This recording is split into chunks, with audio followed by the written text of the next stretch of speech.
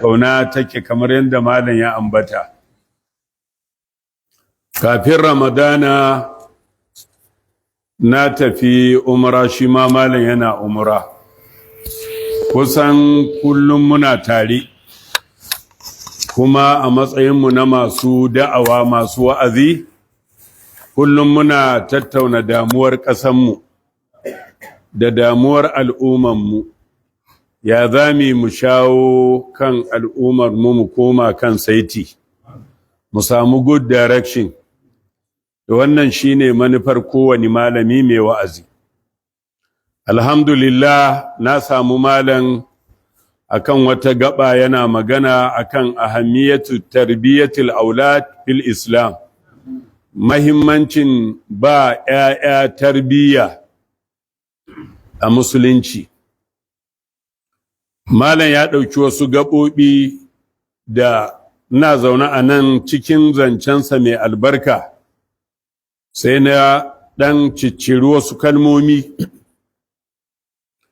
Annabi Muhammad sallallahu Alaihi wasallam yana cewa kullu mauludin yuladu alal fitira, ma'ana duk wani abin haihuwa ana haihuwar shi ne akan ingantacciyar aƙida ta musulunci.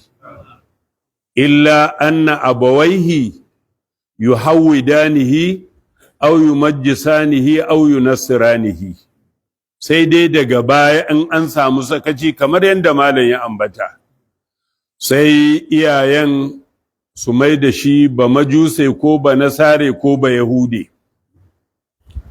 Wannan yake nuna mana mahimmancin tarbiyya. Malam ya buga mana misali da uwa a ɗaki, ɗanta yana nan yana kwaikwayon duk abin da take yi. Akan wannan shi yasa Annabi Muhammad sallallahu Alaihi wasallam a wani hadisi ya ce wanda duk Allah ya taimake shi da mata ta ƙwarai, faƙad a'anahu Allahu bi shaɗari dinihi falyattaqillaha fi shaɗaril baƙi.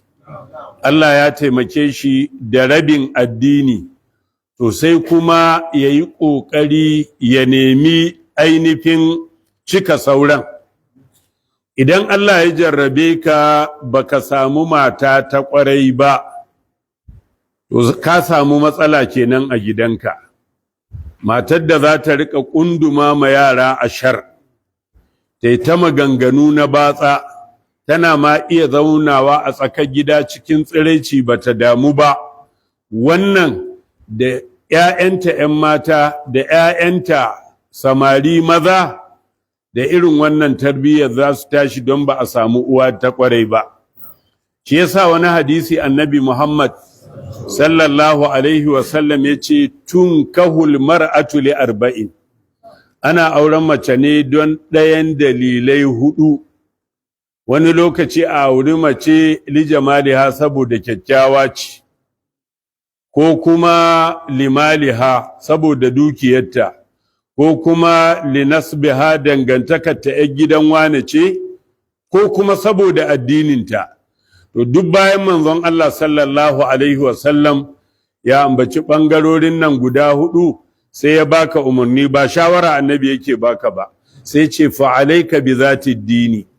Na hore ka kai in ka zo neman aure, fa'alaika bi zati dini fa innaha taribat yadaka.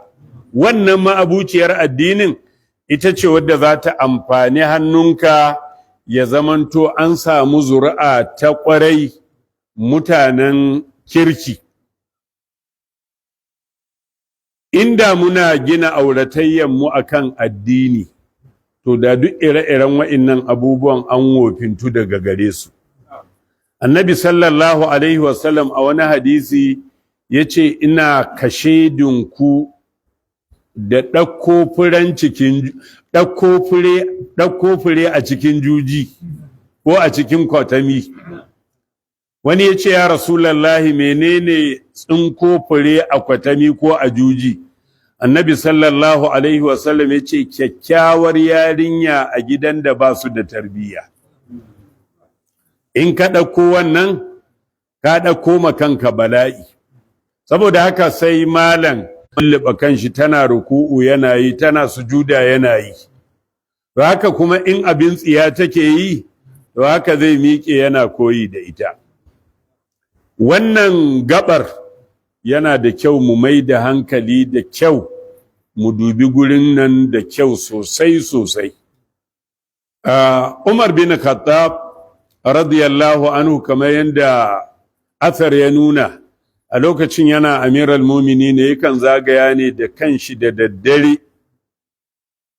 ya rika jin ina ake yaba mashi ya ƙara, ina ake suka shi ya gyara. To in zai fito yakan samu ɗan rako, sai ya zo daidai wani gida, sai ji wata dattijiya ta kira ‘yarta, wance, ta ce na'am ya umma, ɗebi nonon nan da za mu sayar gobe, ki je ki ebi ruwa ki ƙara masa. Ta ce umma, ba ki ji amiral mumini na Umar bin Khattab ya hana a yi algushu ba, a ƙara ruwa a nono? Sai mahaifiyar ta ce Allah sarki, yaro da yaro ne. To ke da na ce ki ebi ruwa ki ƙara, amiral mumini na yana ganin mu ne? Sai yarinyar ta ce to ai in amiral mumini na Umar baya ganin mu, ai Allah ubangijin amiral mumini ne yana ganin mu. Kawai matan nan sai ta shiru. Ashe lokacin da yarinyar nan take faɗin maganan nan, Umar bin Khattab yana waje yana ji. Sai ya ce ma ɗan rako, yi ma gidan maki. Sai aka yi alama. Gari da waye Umar bin Khattab radiyallahu anhu ya aiko cewa a zo da wannan yarinyar da mahaifiyarta suka zo.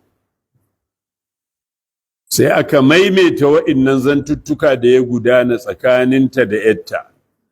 Umar ɗan Khattabi radiyallahu anhu ya roƙi, ya tambaya, yarinyar nan an yi mata miji ne? Aka ce a'a. Ya ce to yana neman a ba da aurenta ga ɗaya daga cikin ‘ya'yan shi. In ban manta ba, Asim, ɗaya daga cikin ‘ya'yan ya auri. Daga tsatsan wannan yarinyar ne Umar bin Abdulaziz ya fito. Kaga neman mace ta ƙwarai. Shi yasa wani malami yake cewa al'ummu madarasatul ula idza a'adattaha. Uwa ita ce makarantar farko, amma fa sai ka tanaji uwar. Don haka wannan gabar da malam yayi magana, ina roƙo da Allah mu bata muhimmanci kwarai mu dubi abin da kyau. Malam ya buga mana misali, yace to kai kuma uba, dama akwai hadisi da Annabi sallallahu alaihi wasallam yace ku rika umurtar yaranku da su koyi yin sallah tun suna 'yan shekara 7, kuma ku rika dukansu in sun kai 'yan shekara 10 ba sa sallah. Akwai wani darasi da ake kira child abuse. Haka kuke kiran abin ku? Wai child abuse, wai ba a so a matsa ma yaro, wai in ana kwaɓar yaro zai tsumbure da wuri, wai sai dai duk abin da ake yi akramakallah wai a zura ma yaro ido. Na ga wata magazine, wani yaro yana zaune da uwar shi baturiya a cikin gida. Mene child right? Sai kawai ya zagi mahaifiyar shi, ta ce ka zage ni? Ya ce an zage ki din. To wallahi in baban ya dawo, sun zo suna dina, duk suna kan dining table ana cin abinci, sai uwar ta ce kaga yaron nan ɗazu ya zage ni. Sai uban ya dube shi ya ce ka zagi uwarka? Ya ce kwarai na zage ta, uwata na zaga, ai ba uwarka na zaga ba.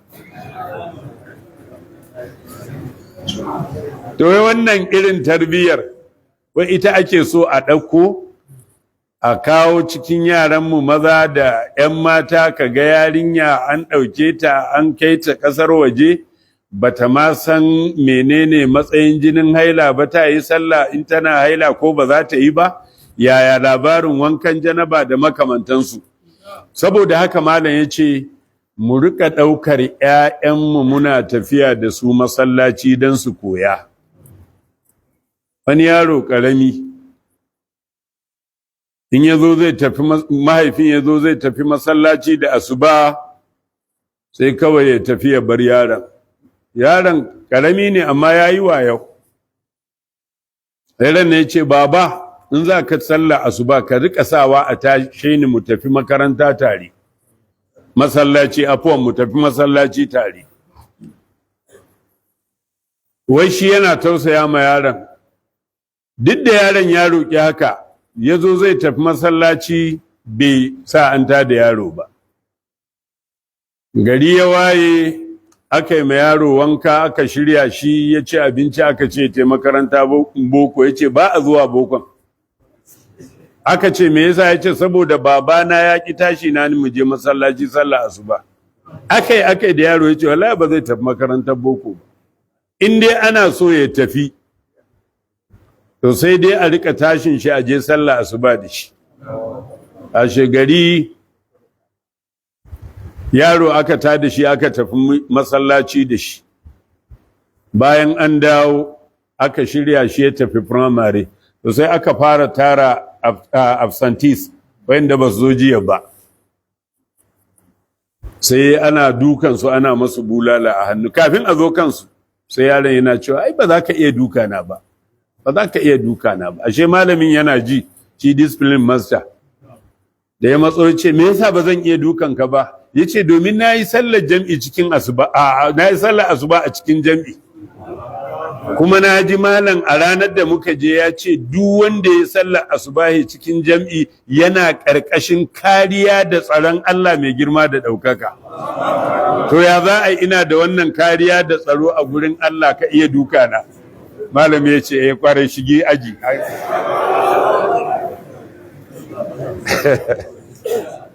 To ‘yan uwa, gaskiya Allah ya jarrabe ni da ƙaunar darussan malam, ina bibiyar shi. Koran nan ina jin shi, sai abin nan an tara kudin gudunmawar da za a ba sarkin makafi. Malam na cewa ka ce ya zo da kanshi kuma kada ya zo shi kadai.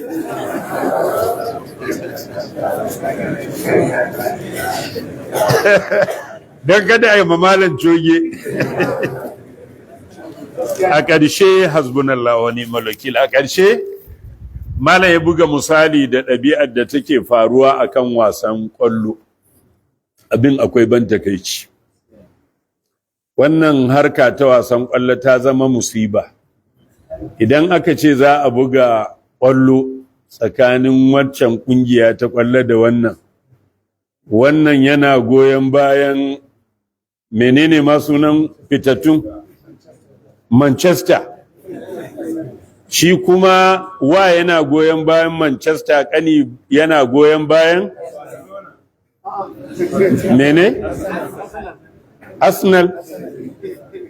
Da shi kenan tun kafin ranar da za a buga ƙwallon za a zo, babansu shi ma masoyin ƙwallon ne, za a yi mafalo, a wanke falo, a goge, a yi fenti, a yi sabis ɗin janareto, a fesa shelter, a yi komai a gyara, a cika janareto da mai, wai kada ana cikin ƙwallon wani abu ya yanke ba su gani ba.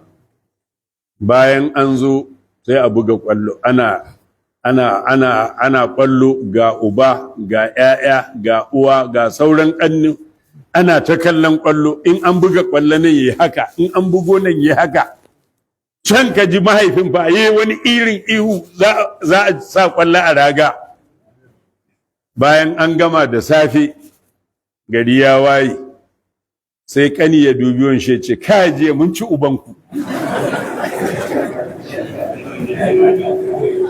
Kaji fa yana faɗin haka sai wanye yunkuro, ni za ka yi ma iskanci. Sai a kama dambe tsakanin wa da ƙani. Wa'incan 'yan ƙwallon ba dangin iya ba na baba, ba dangantakar addini, ba dangantakar ƙasa, ba ta launin fata, ba komai, kawai su zo suna dambe. Ko kuma ka ji gari ya waye, ai wai an ba wani ɗan ƙwallo $1 miliyan ya fito yana wani rinshi yana ba da labari wai an ba wani $1 miliyan, to don iyayenka kai nawa ya aiko maka da shi? In banda kai sa kare ne ma baka san abin da kake ba. Akwai wani abu da yake ban haushi, akwai wani dan kwallo na nan wai shi David Beckham, wani dan kwallo ana fira da shi a BBC, aka ce me yafi so a duniya, ya ce karen shi da matar shi. Me ka fi kyama a duniya? Ya ce musulunci da musulmi. Amma sai ka ga musulmi, yaro dan musulmi ya sa t-shirt ta wannan David Beckham ne, sai sa rigar ya zo masallaci yana tunƙaho, yana sallah da wannan rigar a jikinsa, rigar maƙiyin shi, maƙiyin addinin shi. Wace irin musiba ce wannan?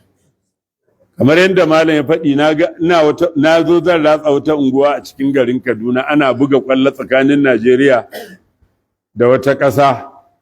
To akwai wani masallaci, musalla da aka ɗan kewaye ana sallah. To magariba ta yi, ba sa so sallah ta kuce masu, sai aka kawo akwatin talbishin aka sa can a gaban liman. Wai kada a jefa ƙwallo a cikin raga su ba su gani ba. To wace irin musiba ce wannan?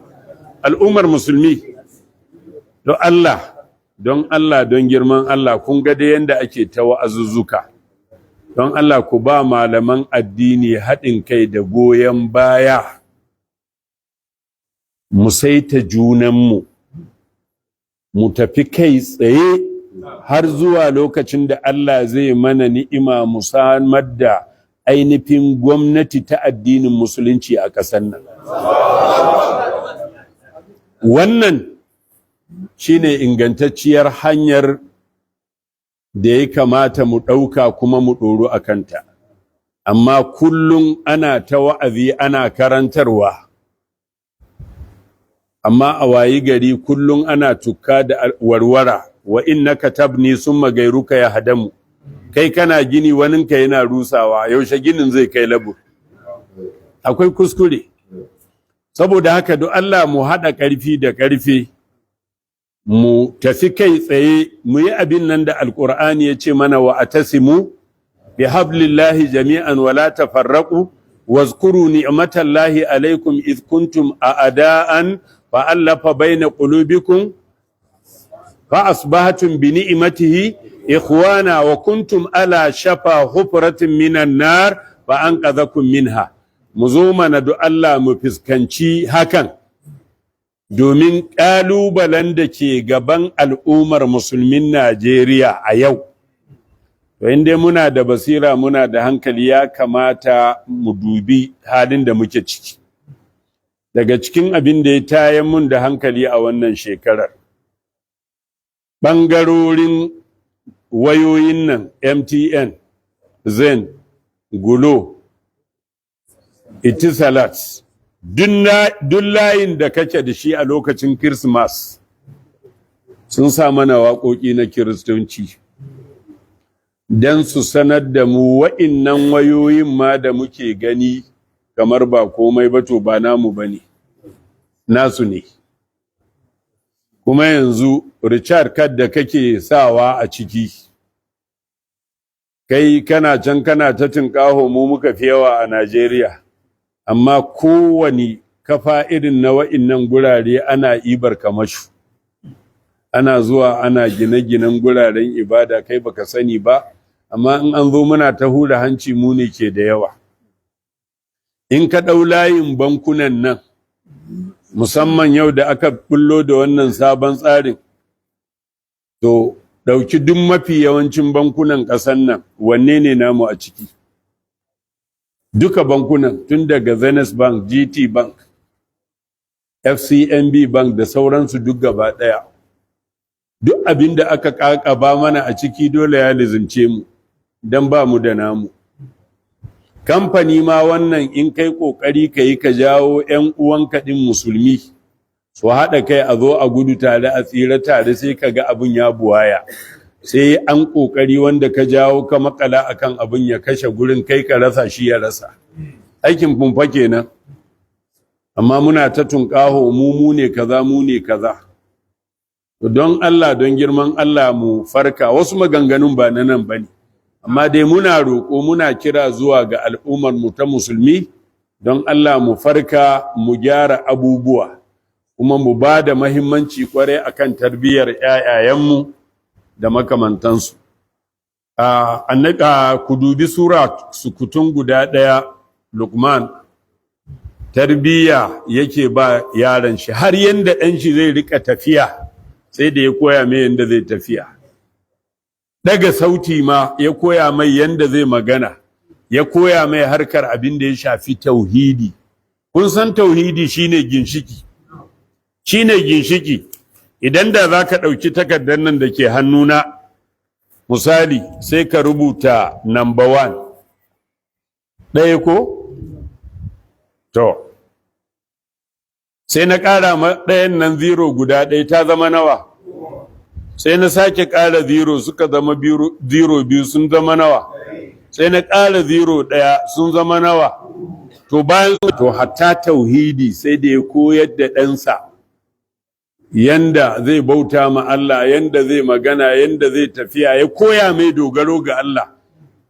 Innaha in taku mithqala habbatin min khardalin, hatta irin wannan abinda ma zaka ci sai da ya koya mai dogaro. Amma mun wayi gari kamar yanda malam ya faɗi, kowa sai ya bari dan shi ya lalace, sai ya dauko dan ya kawo gurin malami, akramakallahu ai ma yaron nan nawa addu'a ya shiryu. Bayan kai from beginning ka bar ɗanka ya lalace, ba tarbiyya, ba kwaba, ba komai. Tarbiyya daga gida take farawa. Annabi Muhammad sallallahu alaihi wasallam in ya sawo yaro a kuturin doki sai ya waigo ya ce, ya gulam, atadari ma haqqullahi alal ibad wa ma haqqul ibadi alallah, sai ya karantar da shi. Ya gulam, inni uallimuka kalimatin ihfazillaha yahfazu. Duka haka manzon Allah yake koyar da yara. Ko ce, ya gulam, samillaha, ambaci sunan Allah in zaka ci abinci, wa kul bi yaminika, ci da hannun damanka, wa kul mimma yalika. Akramakallah, akwai wani almajiri na mai ban dariya, Malam Abubakar Salihu Zaria. Ko ya je ya bakunci wani, sai suna cin abinci, sai shi wancan mai gidan sai ya tara nama duka a gaban shi. Malam Bakar ya dan zazzagaya nan kusa bai ji nama ba, ce naman na can, in ya gutsuro tuwo sai jawo nama sai lullube shi da tuwo sai sa a baki. Mai gida bai ankara bai laluba ba nama ko ɗaya, ce malam baka karanta iziya ba ne?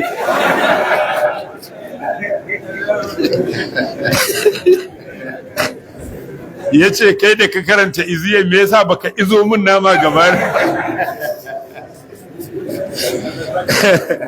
‘Yan uwa, ina mamalan addu'a gaskiya, juriyar karantarwa a tsaya a daɗe ana yin wannan sai wani da wani. Malam ina maka addu'a Allah ya ƙara wa rayuwarka albarka, Allah ya saka maka da alkhairi. Wayannan yara masu albarka ran nan naji, ka san ina biye da kai kana bayani. Kace ai suna da yawa ire-irensu. Kace wancan su ya tafi makaranta saboda haka sabis ko? Kace to bari ka zo da wani.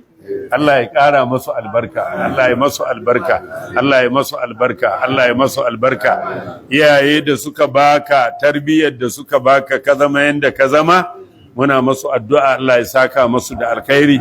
Allah ya ji kan wa'inda suka koma zuwa ga Allah, rayayyun kuma Allah ya sa a rabu da su lafiya. Wassalamu alaikum wa rahmatullahi wa barakatuh.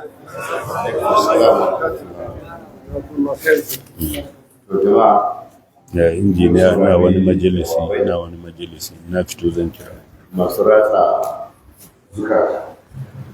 Alhamdulillah, kusan za mu iya cewa duk abin da muka yi kwana 20 da wani abu yanzu ma da yare ya shiga ka ya zama a cikin masa. Sau da dama a nuna maka duniya, a nuna maka lafiya, a nuna maka kuma duk bayanan da ma da ke kawo da yadda za a yi buƙaci kanmu duka malamin ne a tsarin ma yadda za a gudanar da abubuwa duka malam ya yi maganganu. Saboda haka jawabai ne takaitattu amma babban abin da ya kamata shine lalle mu mai da hankali akan waɗannan maganganu, kuma ɓangaren da abubuwan da za su jawo mana asara malam ya yi maganganu a kansu, musamman abin da ya shafi ƙwallo da yadda wasu abubuwa suke lalacewa da yadda kuma ba ma iya ankara da wasu abubuwa sai sun yi nisa shikenan sai a dawo a zauna a yi ta maganganun da ba su kenan ba, wani kuma ga damar da Allah ya bayar ba mu amfani da ita ba. Lalle ne nan gaba dole ne a samar da wani tsari wanda zai samar da inda muka fuskanta, kamar yadda ya faɗa yanzu wannan wayar ta isar da saƙon Kirsimas a kunnen musulmi ba a san adadinsu ba, kuma wallahi dama ce aka samu, kuma kamar yadda ya ce in an ɗauko wasu sai ga ya lalata abun, shi ya rasa kai ma ka rasa, kai ma da ka ɗauko shi an rasa. Wallahi mu tsaya kuma a sake tunani, a sake sabon zubi. Akwai dama wadda za ta iya zuwa nan gaba kuma in an tsaya za a yi amfani da ita za a cimma burin da ake da bukata. Yawan mun nan in an ce za mu yi amfani da shi da gaske ne za mu tsaya, to za mu cimma nasara. Ko ɗazu muna magana da wani ya gama PhD-sa, ya ce ya je ya aikin zaɓe, ya ce wallahi zaɓen ma wadda suka kawo takardar ma wani bai san abin da aka rubuta ba kuma shine wakili, bai san ma abin da aka yi ba.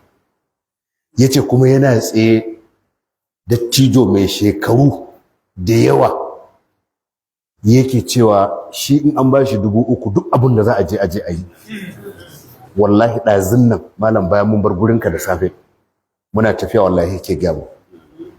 So mun zama ba mu da wai kawai shikenan yanzu in ka ci abinci ka ƙoshi shikenan ba ruwanka da me zai biyo baya. Wannan fa shine 3,000 fa, yace in an bashi 3,000 duk abin da za a yi aje a yi shi kawai ya sallama.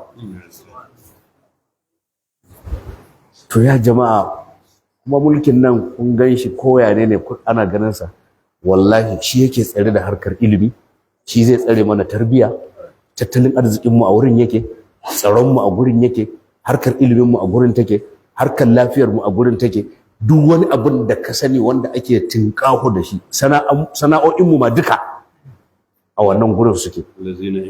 To kaga aqamu salata wa atu zakata wa amaru bil ma'ruf wa nahuna 'anil munkar. So irin waɗannan abubuwa to shine ba shakka malam mun haɗu ko a Makka ma mun zauna mun yi ta kuka ma junanmu, don a hotel ɗaya muke, mun yi ta kokawa kuma mun ji takaicin ƙasar yadda muka shiga, sai dai kawai duk wanda muka gamu da shi mu ce masa yayi addu'a ya sa ƙasar a gaba ya kalli abin da zai biyo baya. Amma wallahi wasu 'yan abubuwa da suke zuwa suke wargaza mu kuma sai mun yi hakuri a kansu. Yanzu mai 3,000 nan da yake cewa komai ai mai 3,000, 100,000 ma in ka ɗauka ka bashi nan. Lokacin da aka zo ana wannan abu nayi magana, sai da na lissafa kuɗin da aka ba mu wani mutum ya jefa ƙuri'a, na ce a kullum kana da naira 3 ne a shekara 4 nan da ka ba da karɓi wannan kuɗin, kullum kana da naira 3 ne. Su ne abin da aka biya ka kuma ka ba da wannan abu din, kuma su za ka zo ka ga mummunan sakamakon su, kuma yanzu gashi ya gani. So saboda haka wallahi irin waɗannan abubuwa dole ne a kalle su kuma mu saka a zukatanmu jama'a, kada mu watsar da maganganu irin waɗannan, kowa ya saka a kokon zuciyarsa kuma ya kwanta ya nemi Allah ya ƙara masa tunani akan waɗannan abubuwa domin su amfanar da mu. Malam gaskiya muna godiya, magariba ta karato, muna godiya, amma za mu so malam ya cika ce mana da yi mana addu'a matsayinsa na mai azumi na matafi kuma wanda ya zo nan, za mu so a mana addu'a. Ok, to ramma ka san su bakin su yana da abin nan sosai. Ramma ni zan sauka ka zo ka hau nan wata.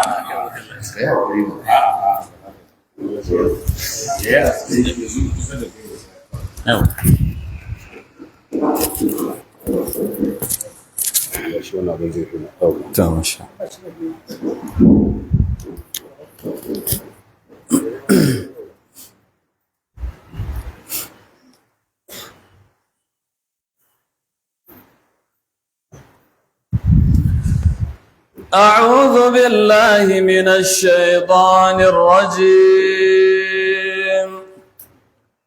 بسم الله الرحمن الرحيم والذين آمنوا وعملوا الصالحات لا نكلف نفسا إلا وسعها أولئك أصحاب الجنة هم فيها لقد جاءت رسل ربنا بالحق ونودوا أن تلكم الجنة أورثتموها بما كنتم تعملون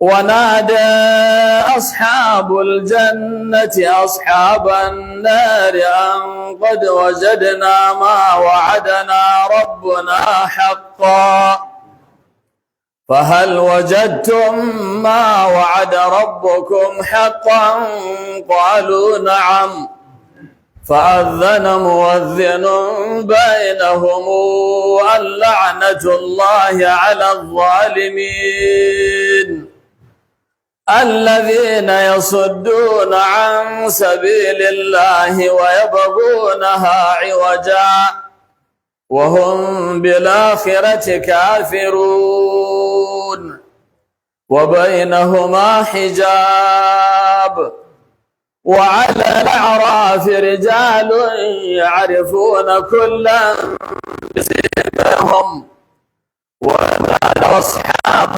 الجنة سلام عليكم لم يدخلوها وهم يطمعون وإذا صرفت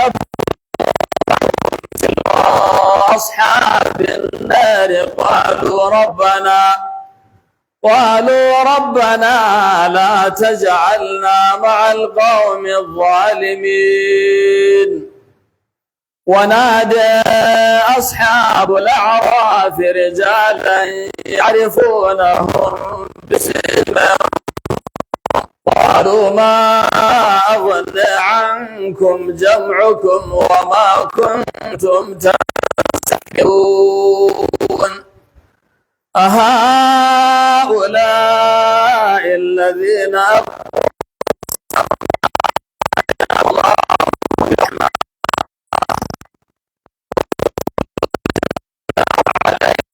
ولا أنتم تحزنون ونادى أصحاب النار أصحاب الجنة أن أفيضوا علينا من الماء يوم ما رزقكم الله قالوا إن الله حرمهما على الكافرين صدق الله العظيم اللهم صل على محمد كما صليت على إبراهيم وعلى آل إبراهيم